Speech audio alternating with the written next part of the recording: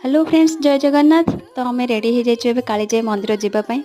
यहाँ हम life fast Kalijai मंदिर दर्शन। तो आम भाई भौज और मो हजबैंड जाऊँ। एबे पहुँची जाइए बरकुल रे। मो हाद्यांश को मुझे आनी कहीं से शोई पड़ते।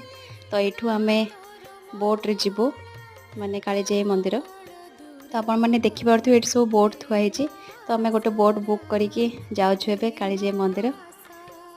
तो हेबे पहुँची गलु कालीजाई मंदिर रे। बहुत सुंदर है मंदिर। आपण मैंने निश्चय थोड़े विजिट करंतु, बहुत ही बढ़िया लगे। तो यहाँ हूँ माँ कालीजाई मंदिर। आपण मैंने समस्ते तो माँ कालीजाई विषय पढ़ी थे पिलादिने।